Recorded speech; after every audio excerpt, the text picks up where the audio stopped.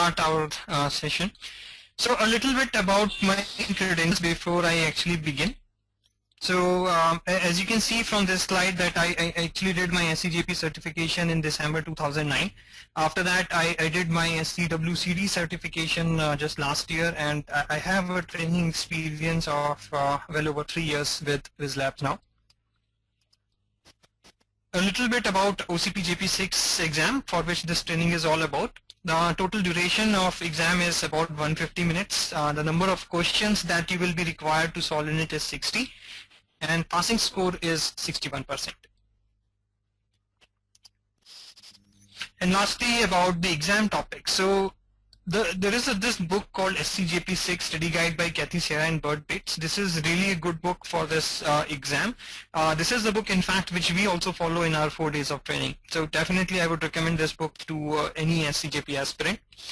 And based on this book, basically you can see that the whole syllabus of OCPJP6 can be divided into 7 sections. If you directly look at the objectives that are listed on the Oracle website, they can be a bit confusing. So it's better to always see the book and see the sections which they have actually outlined. So on basis of this, there are following 7 sections which you need to cover for OCPJP6 exam.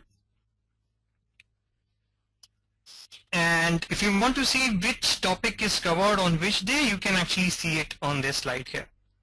So we cover basically all the 7 sections, of course, based on a logical flow of syllabus. Okay, so that was very brief introduction about me and a little bit about CPJP6 exam.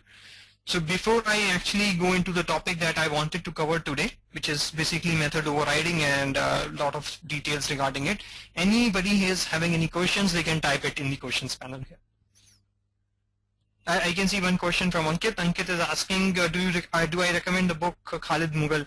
So Ankit, I actually haven't reviewed that book or actually seen that book, but what I can say is that this Kathy Sierra book is definitely going to be better than Khalid Mughal, for sure.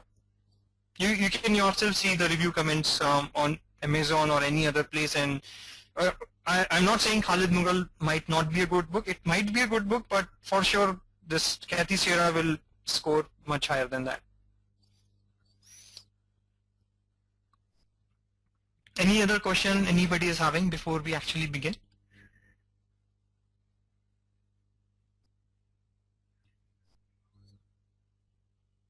Alright, great. So guys, today's session is all about method overriding. I will just give you a very brief overview of what actually method overriding is, and after that we will concentrate on mainly how to determine whether a given code is correctly overriding a method or not. Okay, so because this is a major topic in the exam, you can be given a piece of code and you could be asked that whether this class is correctly overriding a particular method or not. Right? So you need to know what are the rules that are there which you need to see whether a method is correctly being overridden or not. Okay, so we will go into all of those details. So after today's session, you should be quite comfortable with determining whether a method is correctly overridden or not. Okay, so let's start here with very simple example of method overriding. And by the way, guys, please feel free to ask any questions that you have in the questions panel throughout the session. Don't wait for me to actually pause or stop for asking any question. Just go ahead and type it in the questions panel here. I am monitoring it constantly, and I will actually answer it as soon as I see any question here. Alright, a good question from Ankit. Ankit is asking, is @overriding annotation compulsory or is it optional? So Ankit, it is actually totally optional, but I will tell you why it is actually a very good annotation that actually you should be actually using. Okay.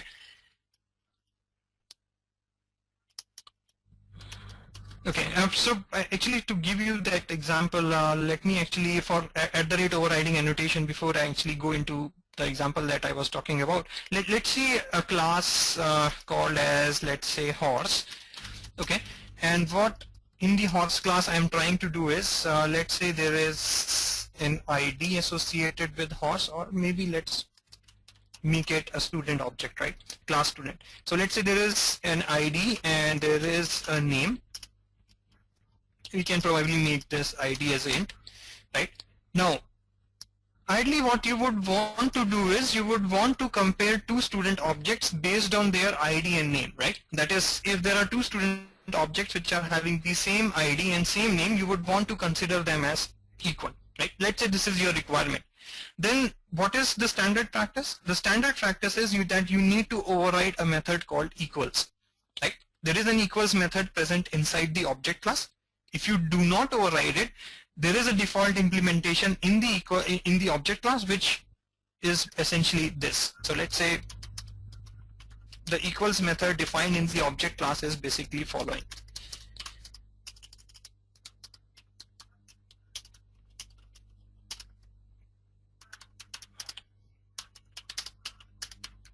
Okay, so what this equals method is actually doing in the object class is it is just doing a double equal to comparison. What does double equal to comparison do? Double equal to comparison, whenever it is used with object references, it just compares the memory address where they are actually pointing to, right? So if they are pointing to same address, it will give true, otherwise it will always give false. So for example, if you create a student object, let's say our student class is actually having a constructor as well.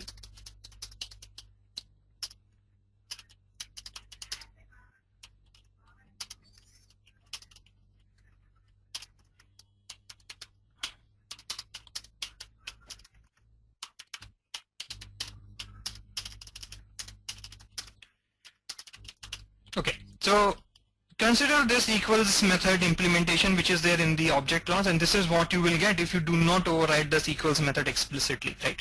Now let's consider what you do is following. You create a student object like this, student st equal to new student, and you give it a name, let's say A, and some ID as 1. Okay, then you create another student object, student st1 equal to new student. Again you give the name A and ID as 1. Now if you do something like this, system dot println, and after that you say st dot equals st1, what is going to happen? The answer that you are going to get here is, can anybody guess what will be the answer? Will it be true or will it be false? Great, yeah, this is going to be false because these two references are pointing to two different addresses, right? And when you compare references using the double equal to comparison, which is essentially what you are doing here, right? Because equals method is not overridden in student and this is the implementation in the object class, you will get the answer as false here. Now, to make it true, because ideally you would want to consider two students with same name and same ID as same, what you should do is you should override the equals method. And how will you do that? It's very simple. All you need to do is, first of all, just check whether the object that is actually provided to you is an instance of student or not, right? Because you can see that equals method takes object as the parameter, so you can pass anything there. So if it is not an instance of student, you can directly say false, right? Because you will not want to compare student with an animal or student with anything else, right? Talal's question is, do we need to check for null here? Talal, you do not need to check for null here because this instance of actually does a null check itself. Null is basically not an instance of anything, right? So if you do an instance of check here and if this obj is null, it will anyways return false, right? So you will directly come here. So you don't need to do a null check when you are doing an instance of check, okay? So anytime you see something like this, obj is not equal to null and obj instance of student, this is actually I would say not needed. You don't need to check for null here because null is always being checked in instance of. Null is not an instance of anything. So when you say null instance of student, it will anyways say false and you will not get null pointer exception in doing that. Okay, so you can leave it like this. Don't need to do any null pointer check. Okay, once you are sure about that, what you can actually do is you can just cast it. This is just really for convenience, nothing like there will be any performance benefit or anything like that. Casting will actually just make the code a little cleaner, what I'm going to do next. Okay, now you just need to compare the name and ID. So all you can say is you can say this dot ID equal to st dot ID, and end this dot name dot equals st dot name. Of course, you can do a pointer check here before actually calling the equals method here. Like you can do that. If your students can have null name, which actually should not happen, then you can actually do a null check here. But yeah, I'm actually going to not do that. Otherwise, this code will become 3-4 more lines and less readable. And that's anyways, I think you guys will understand. You can do a null check here, but essentially if you're not allowing anyone to set null name here, then that is actually not needed. Okay, so this is the equals method that will actually work here, right? So in this case, now the answer will be true. Agree? Everyone agreed with this? Any doubts anyone is having so far?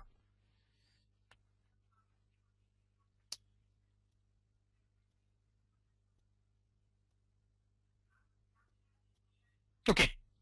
Now, considering the Ankit's point regarding the overriding annotation, that why it is, sorry, I think Ankit asked that why is it compulsory or not. So I said that it is not compulsory, but ideally you should use it, because if you do not use it, following can happen.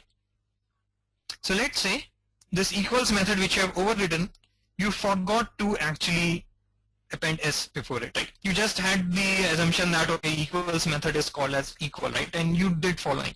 Obviously, compiler will not give you any error here because this is a perfectly valid method, right? It's a perfectly valid method, but what is the answer that you will get here?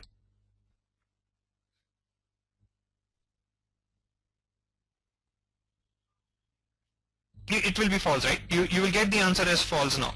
And you can see that you will be only able to catch it at the runtime.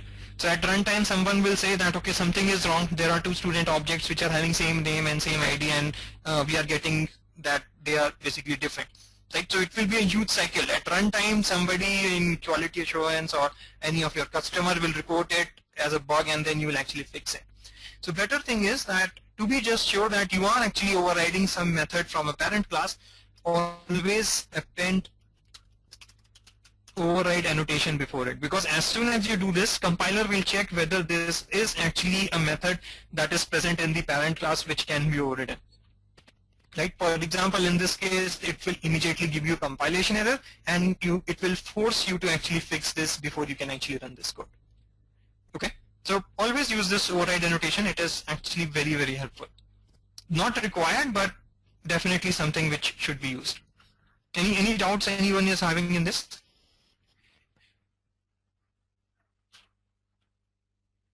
Yeah, Harmesh, I can repeat this part. So the whole point was that sometimes while overriding, you can actually do a typo, very small typo like this, right? So for example, instead of saying equals, you say equal, right? But this changes the whole scenario, right? Now you are actually not overriding the equals method of the object class, and your whole business logic will fail here, right? So for example, here you will get false, correct? And this was just a typo here. It was not intentional, it was just a typo. The developer actually thought that, okay, it is actually called equal, and let me write that. And of course, compiler will not give you any error as well.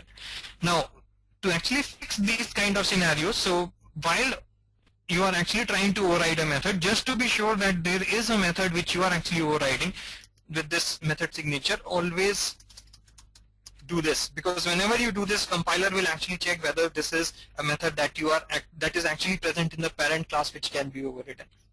Okay, and hence you will always get a compilation error in this case, because there is no equal method in the object class, and hence you will need to actually do something like this.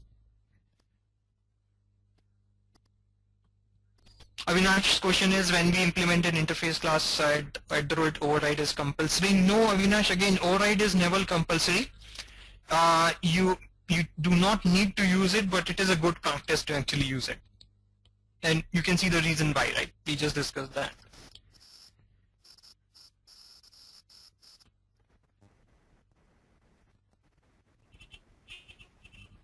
Ashish question use equal to integer for comparing.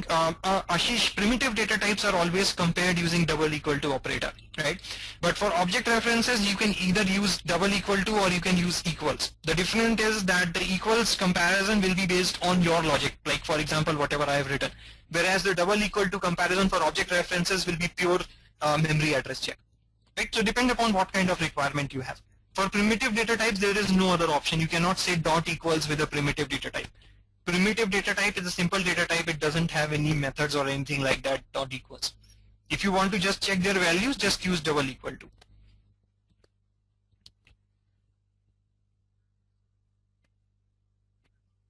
So I can see one comment from Vishnu Manidu that there is no audio. So is anyone able to hear me?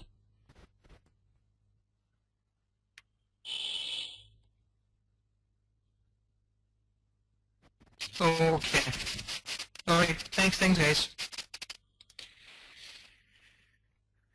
Okay. Let me just see some of the comments that I missed. There was a question from Ramil. He's asking, in your student example, what's the difference in using st double equal to st1 and st1 dot equals st1? Okay, Ramil, let me actually spend some more time on this. Okay, so what happens when you say student st equal to new student? So first thing that should be clear is that object references always point to some address in memory where the actual object is created, right? So here what is going to happen, st will be made to point to some location like 1000x, right? And when you say st1 equal to new student, what is going to happen? st1 is going to be made to some new location, right? Something like this. When you use double equal to comparison, right? When you use double equal to, that is st equal to st1, you are checking these addresses, right? And of course these are different, so you will get the answer as false. Whereas when you use the dot equals method, right? When you use the dot equals method, what is going to happen? Based upon whatever implementation you have written, true or false will be returned. Right? So for example, here for comparing two student objects, we wrote our own custom logic here. That is compare their name and ID. Is that clear?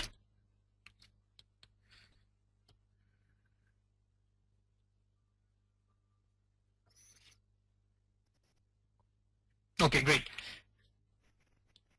Any more questions before I go into the actual rules of method overriding? Ankit's question is, which methods cannot be overridden? So Ankit, private methods are something that you cannot actually override, right? Rest other things you can definitely override, but there are some rules that you need to keep in mind while overriding, which we will just discuss. Yes, of course, yeah, final methods, sorry about that. So private methods cannot be overridden and also final method. So if you have a method which is declared as final, you cannot override it. Final method is, this is the final implementation, and there should not be any subclass which is actually specializing that method or providing their own implementation of it.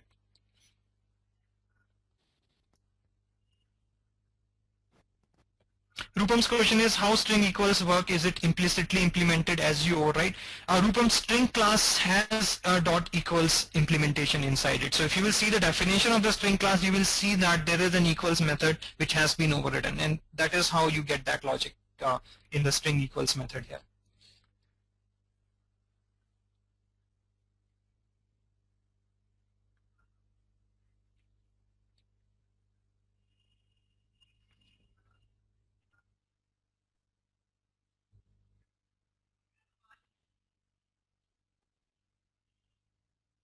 Right, I can see a few more questions. Hunting asking, well, how about static methods? So static methods actually are inherited, Hansi, but we do not say that we are actually overriding a static method, because overriding is basically used in terms of objects. Right, so when you have objects, you use overriding in their term, but you do not use overriding term with static methods.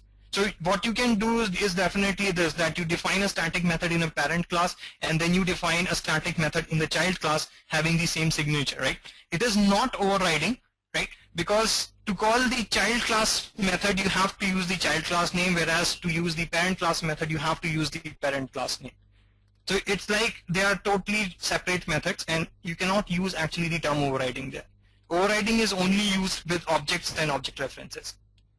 And of course, static methods do not require any objects, right? They are actually directly called on the class itself.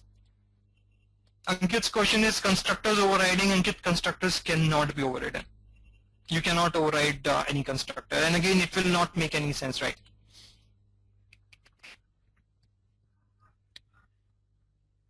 Okay, great. So guys, let me actually jump into what I actually plan to discuss today. That is about the rules for method overriding, because I haven't actually discussed a single one of them. And I have a couple of problems related to that which I wanted to cover. Okay, so let's say we have two classes. We have a class employee and we have a class manager which is extending from employee. Okay. And let's say in the employee class we have a method public void get details.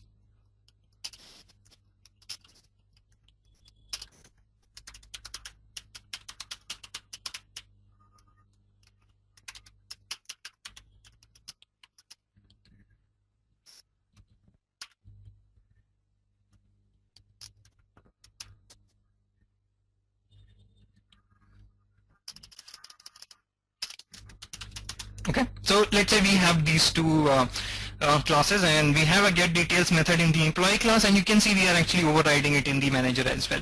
Now, as people mentioned, if you have this method as final here, public final void get details, this is not going to work. This will give you a compilation error saying that get details method cannot be overridden because it is declared as final in the employee class. Okay, I hope that clears about the final stuff, right? Now, before I actually discuss the details of rules, one thing that you need to know is about something called method signature. Right? What is method signature? So method signature basically consists of following.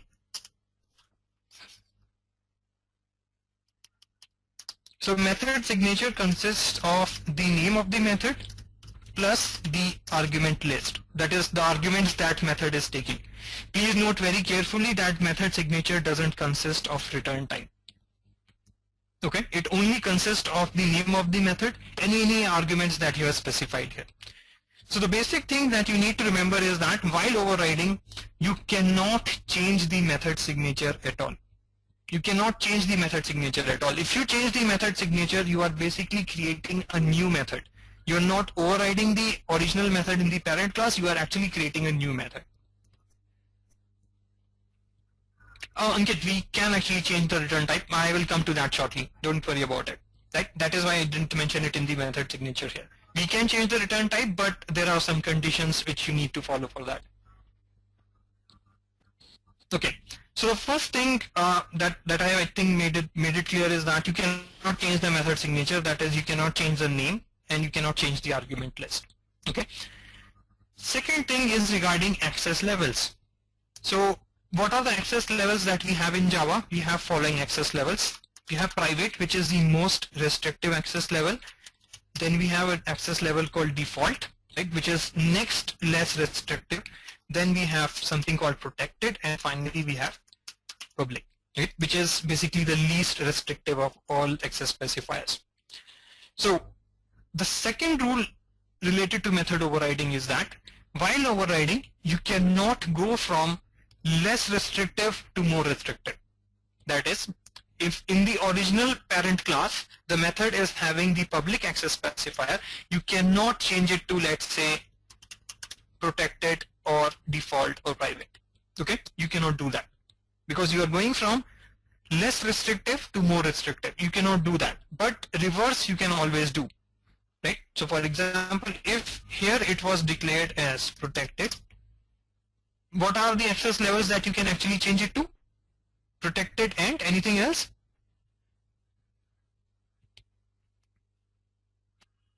Public, great. Yes, you can change it to public. Let's say if it was default here, anything that you can change it to?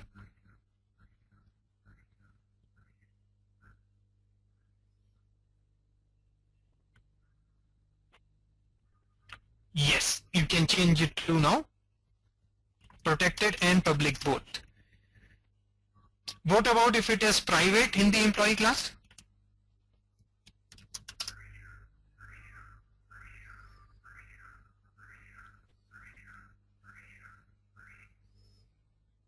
So answer is basically a mixed answer here. So answer is that actually you can use any access specifier at all. You can use even private, you can use protected, you can use default, you can use public. The reason is that this is a private method of the employee class, right? So you are actually not inheriting that. When manager says extends employee, only inherits the stuff that is not private. Right? So this get details is actually not inherited. Right? So when you create a get details method here, it is actually a new method. It is not an overridden method. Okay? So you can use any access specifier here. This is actually not method overriding. Okay? But remember, this is actually also not going to give you any compilation error. This is a new method and not an overridden method. Okay? So this is something that you can actually do. Okay. And okay, Ashish, question is, if we write private get detailed method. Ashish, go ahead with your question.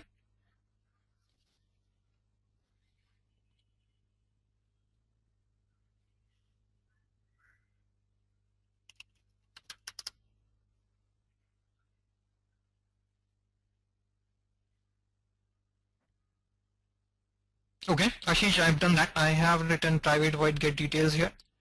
No, Ashish, this is actually still not overriding.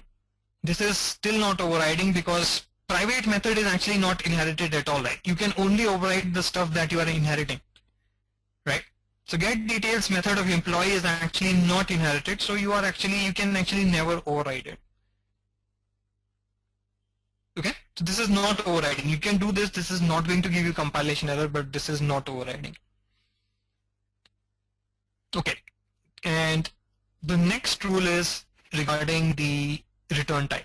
Okay, so Rupam's question is, will it work? Rupam, yes, this is going to work. This is not going to give you any compilation error, but you cannot do anything with it, right? You can see get details method is private. So even if you create a manager object or employee object, you will not be able to call get details on it, right?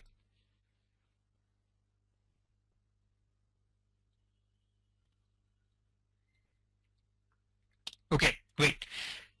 Now for return types till Java 4, right? Till Java 4, the rule was that you cannot change the return type at all. You have to keep the return type as exactly the same when you are actually doing a method override, right?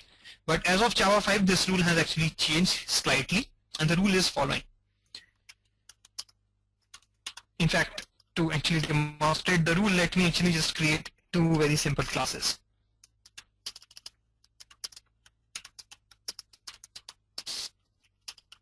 Okay, we have a class car and we have a class BMW which is extending from car.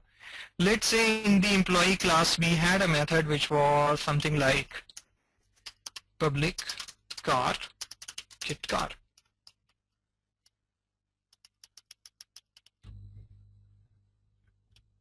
And okay, the implementation was actually very simple, which was like this. And I actually override this method in the manager. And as I said, before Java 5, you have to keep the return type as exactly the same, so you cannot change it from car to anything else. But as of Java 5, what you can actually do is, you can change the return type to a subclass of the original return type. Either you can keep it as same like this, or you can change it to a subclass of the original return type. So if it is car here, you can actually change it to BMW. Sorry about this. Yeah, BMW.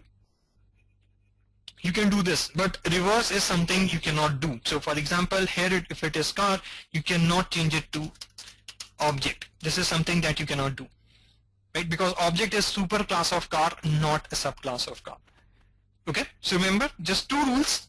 First rule was, I think, very simple. That is, you cannot change the method signature. I think that makes a lot of sense anyways. The next two rules that we discussed were, you cannot change the access specifier from less restrictive to more restrictive. That is, you cannot go from public to protected, public to default, but you can go reverse. You can go from protected to public, default to public, or default to protected, or default to public. Okay.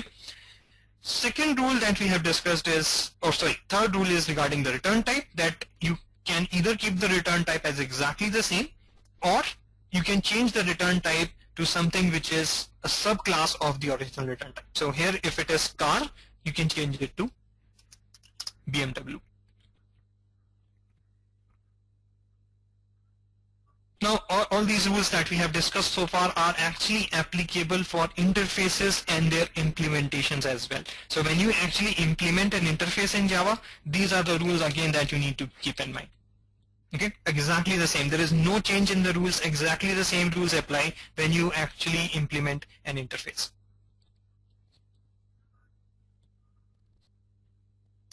Okay, but for interfaces, you actually need to remember a few tricky things that exam can actually really test you on. So let me actually tell you about that. People can actually miss that very easily in the exam. So let's say we have an interface called movable, okay, which has a method defined inside it called void move. Okay, now I define another class here called, let's say, animal, which is implementing movable. Okay, now while overriding, I do following. I say public void move. Okay, and since this is having a return type as void, I decide to actually not do anything here. And this is the definition of two classes. Is this going to compile? Any guesses?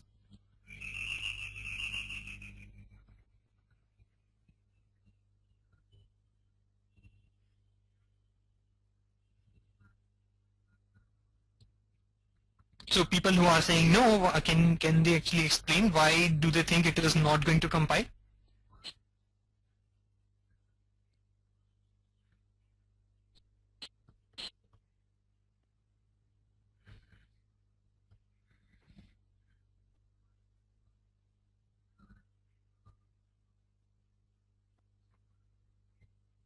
Okay, I can say a few comments regarding that. I need to make this void move as public, but why do I need to do that? Isn't in the interface this void move declared as default access type? Right? If it is default access type, then I can keep the access specifier as same here as well, right?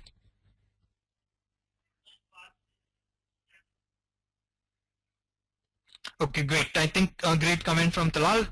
In the interface, whenever you define a method, it is always public. Okay, by default they are always public and abstract. Whether you write public and abstract before them doesn't matter. They are always public and abstract. So what compiler will do is, whenever compiler sees any interface and its method declaration, if you have not written public and abstract before those methods, it will add this. In fact, you can try it out, and if you try to write private before an interface method name, it is going to give you compilation errors. Same is going to happen if you write protected before it. Okay, so I hope this is clear now. Whenever in the exam you see an interface and its definition, just add public before all the methods of the interface, so that you can immediately see that this is a compilation error. Right now, I think it makes more sense that this is a compilation error, because here it is public and we are moving to default here.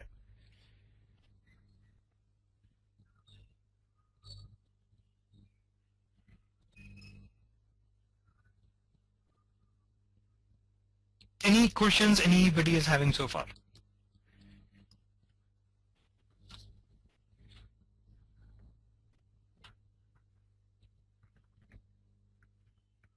Okay, so just to see if people are clear about this, let's solve a few keys.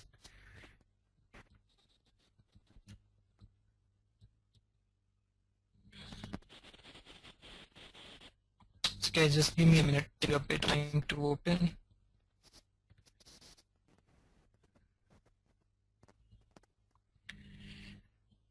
Okay, so question is following. You have an interface defined here very clearly, you can see, and the question is which of the below classes will actually compile. So you have 6 options here. Please let me know which of these options do you think will actually compile.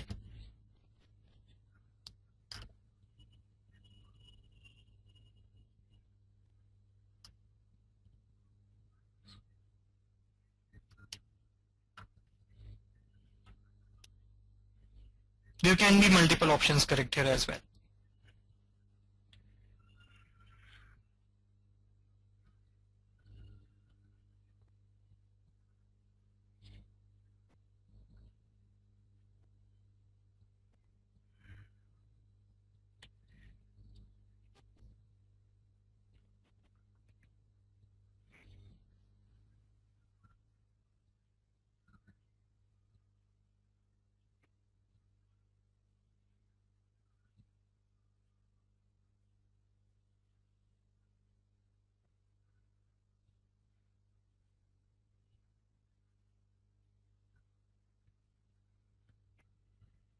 Okay, I can see a lot of answers, so let's go over them one by one.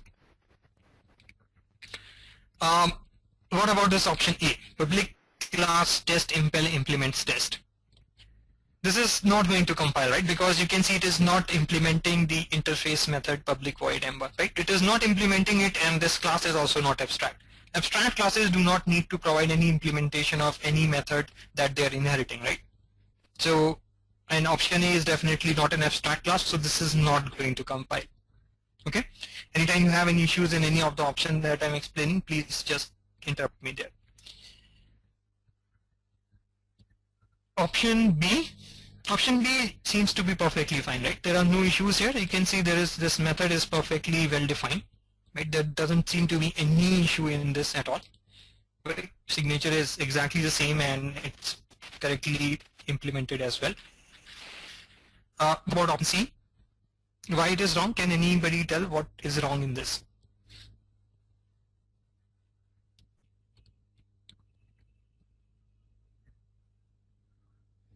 Yes, as people have written, it should be implements and not extends, right? You always implement an interface and you do not extend an interface.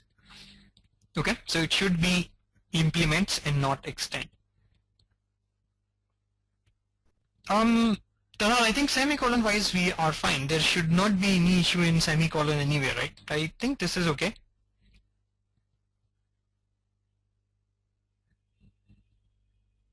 Yeah, this is actually optional, Talal. You can actually remove it here as well, and you can actually keep it here as well. Sorry about that. I think you can actually remove it. Don't worry about it. You can put it or you can remove it. It will not make any difference.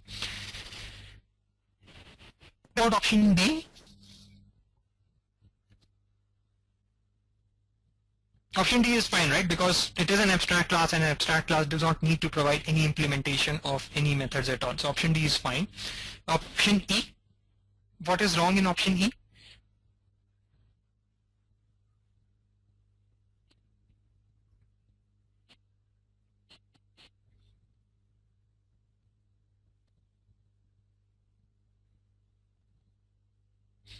Okay, so answer here is, guys, that this method is perfectly fine, which is defined here. Like this is actually an overloaded method, right? So if you actually change the method signature by changing the arguments, you are actually creating an overloaded method.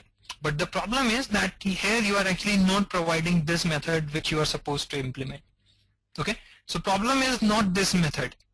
Okay, problem is that you are not providing definition of this method. Okay, so that actually is the problem here. And last option, option F.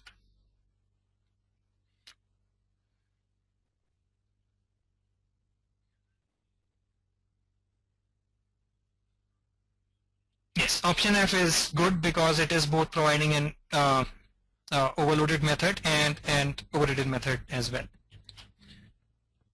Okay. Any questions anybody is having here in this?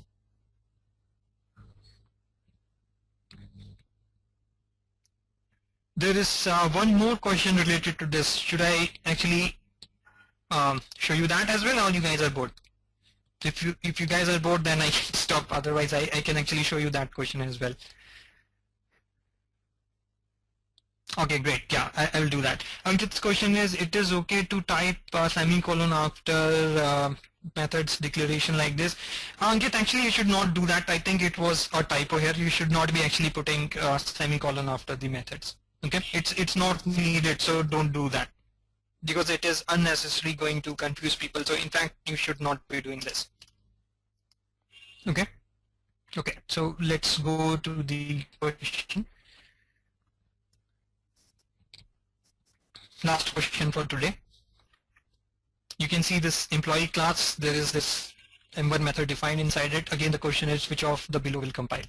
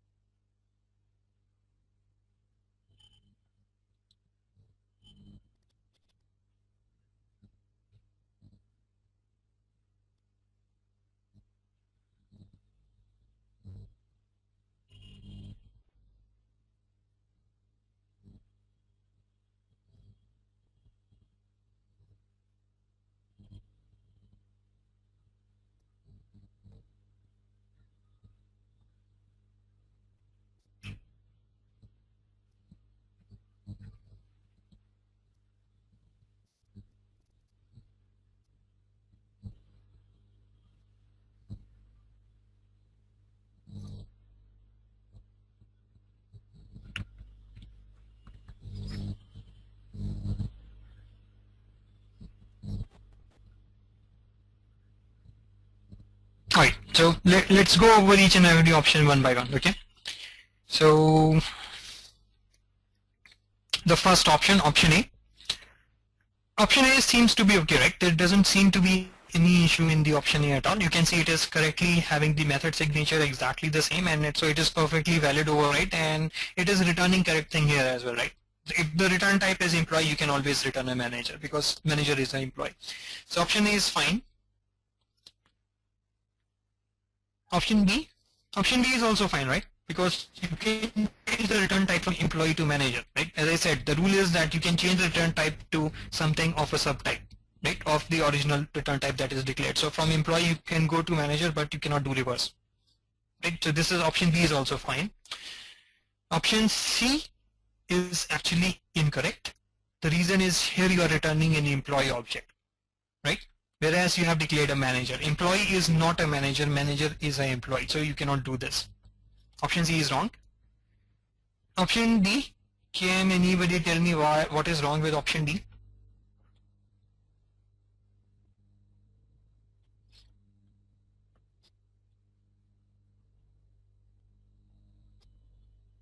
Yes, return type is the problem, right? You cannot go to super type, right? You can go from employee to manager, but you cannot go from employee to object. It is not a subclass of employee. Option E, is this okay?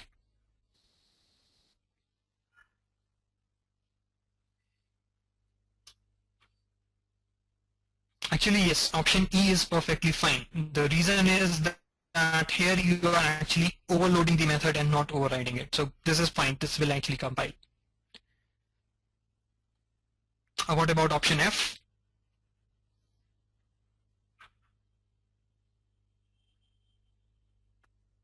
Option F is wrong because you cannot change from employee to int, right? While overriding, you can change it from employee to manager, but you cannot change it to int. So this is wrong.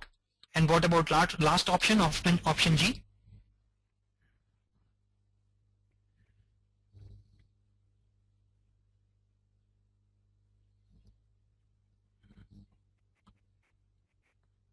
Yes, access specifier is the problem here, right? You cannot go from public to default, right? You cannot go from public to default. You can go from default to public, but not reverse.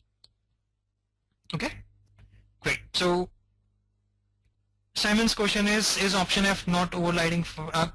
Simon, option F is actually, no, it is not overloading. Simon, option F is not overloading because when you're doing method overloading, you have to change the argument list, right? And here you can see we are not changing the argument list. So if you do not change the argument list, your method signature is essentially the same, right? Then it is not actually overloading.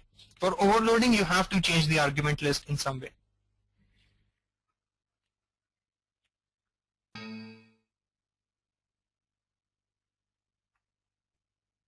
Harvesh, this will be actually given compilation error because this is not an overloaded nor an overridden method. So if a method is not an overloaded method, not an overridden method, you are going to get a compilation error here.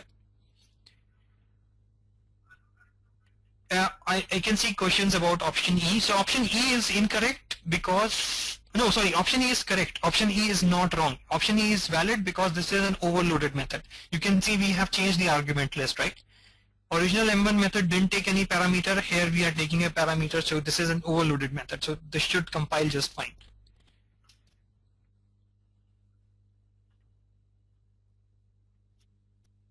And option D is wrong because we are changing from employee to object, which is incorrect. While overriding, you cannot change the return type from original return type to a superclass of it, but you can change it from original return type to a subtype of it. Okay?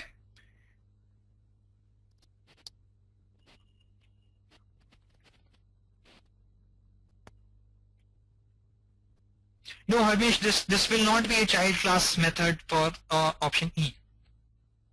This will not be a child class method for option E because again, it's not an overridden method, not an overloaded method, right? And the method signature is exactly the same.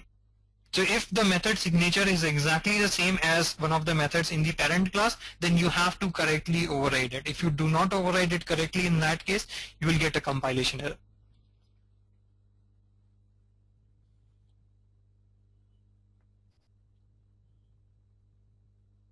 Okay. So guys, that was it from my side. Any questions you have, you can type it in the questions panel here. Meanwhile, I will ask Raj to take over and proceed ahead with the presentation. I'm, by the way, still here towards the end. So